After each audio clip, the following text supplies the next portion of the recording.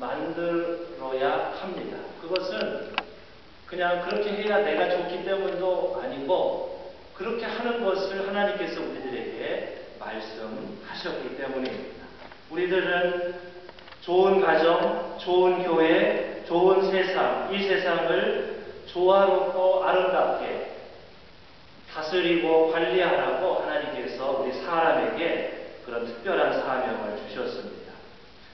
사람에게 이런 특별한 사명을 주셨기 때문인지 그래서 그런지 하나님께서는 사람을 만드실 때도 특별하게 만드셨습니다.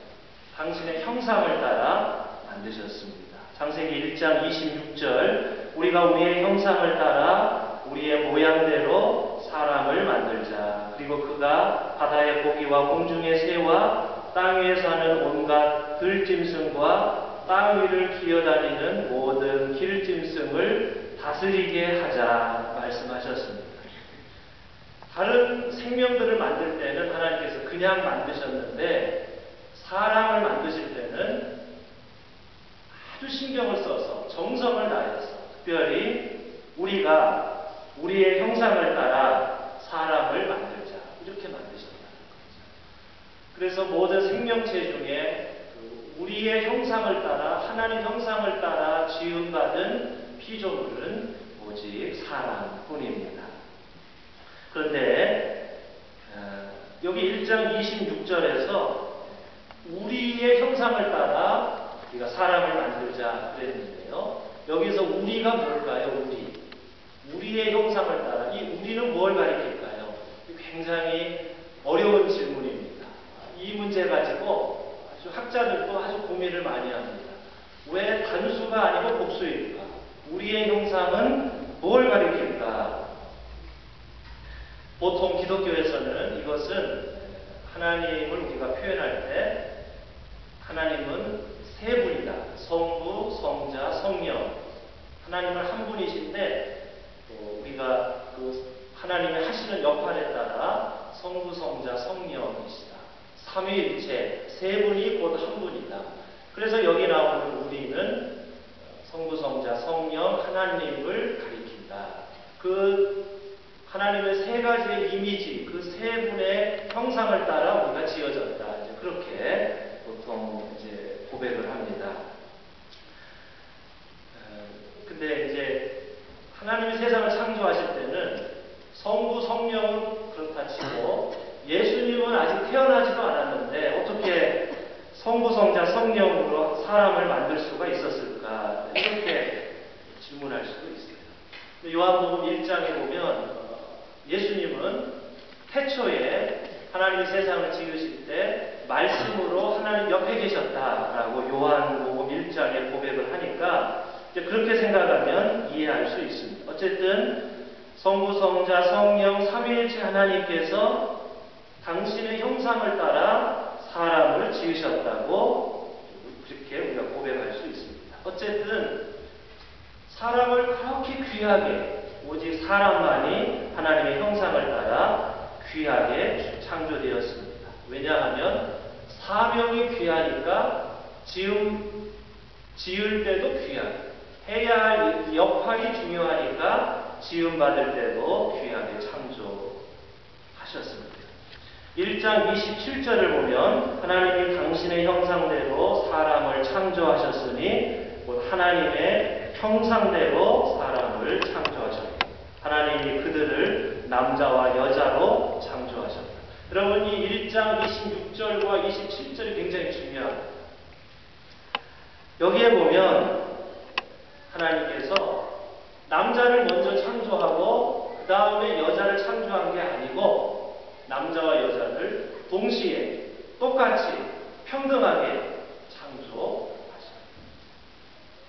남자, 여자 진흙으로 만드는 이야기는 2장에 나오는 이야기고 여기 제일 먼저 하나님 사람 이야기가 처음 나오는데 그때는 하나님께서 남자와 여자를 똑같이 창조하셨다. 1장 27절 이게 사람이 나오는 첫 번째 귀절입니다.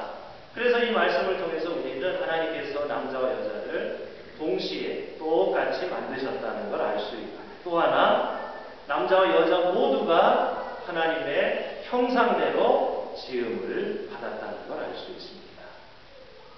1장 26절 우리가 우리의 형상대로 우리의 모양대로 사람을 만들자라는 말씀을 기독교 삼위일체 교리로 설명을 드렸는데 이렇게 해석하지 말고 다른 각도에서 해석할 수도 있습니다.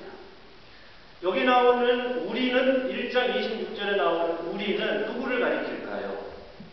그런데 1장 26절 바로 앞절에 보면요. 24절, 25절을 보시면 거기 무슨 말씀이 나오죠? 하나님께서 사람 창조하기 바로 직전에 동물을 창조하신 이야기가 나옵니다. 25절 바로 앞에 절. 그리고 나서 26절에 우리가 우리의 형상대로 사람을 만들자 그렇게 말씀을 하셨습니다.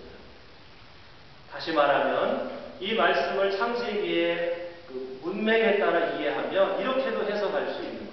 하나님께서 동물을 만드신 후에 동물들을 부르시고 뭐라고 말씀하시냐면 이런 거죠. 얘들아 너희 동물들 이리 와봐. 너희들하고 나하고 우리가 함께 힘을 합쳐서 누굴 만들어요? 사람을 만들자. 그렇게 하나님께서 말씀하셨다고도 볼 수 있습니다. 달리 말하면 동물들 너희들에게서 사람의 겉모양은 동물들에게서 절반, 하나님의 속마음은 하나님에게서 절반. 그래서 동물들 절반, 하나님 절반 해서 사람을 만들자. 하나님께서 그렇게 말씀을 하셨다고도 볼 수 있지요. 이것이 이제 유대교의 해석입니다. 이렇게 보면 사람의 겉모양은 동물을 따라 만들고 사람의 속모양은 사람을 따라 만들자. 이렇게 해석할 수도 있습니다. 이렇게 이해하면 어떻게 되느냐? 사람의 절반은 동물에게서 왔고 사람의 절반은 하나님에게서 온 것이 되지요. 그래서 사람에게는 동물의 성격과 하나님의 성격 두 가지가 들어있게 되죠. 그래서 사람들 중에는 어떤 사람은 하는 행동이 동물과 같은 본능에 따라 야만적이고 본능에 충실한 그렇게 행동하는 사람이 있는가 하면 어떤 사람은 하나님처럼 진실되고 거룩하게 하나님의 성품을 닮아서 살아가는 이유가 바로 여기에 있는지도 모릅니다. 우리가 우리의 형상을 따라 사람을 만들자. 어떤 면에서 보면 신과 동물이 힘을 합쳐서 사람을 만들었습니다. 사람은 그런 면에서 보면 신과 동물 중간 사이에 끼어 있습니다. 내가 어떻게 행동하느냐에 따라 하나님 쪽으로 가까워질 수도 있고 이 중간에서 내가 하나님 쪽으로 가까워질 수도 있고 내가 어떻게 행동하느냐에 따라 동물 쪽으로도 가까워질 수가 있습니다. 그래서 우리 옛날 어른들은 동물처럼 행동하는 사람을 가리켜 뭐라고 하죠? 금수만도 못하다, 개, 돼지만도 못하다 그런 표현을 했지요.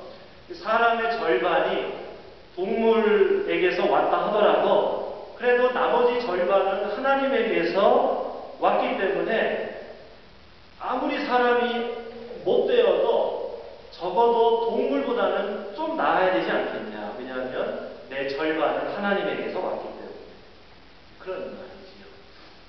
때로는 사람이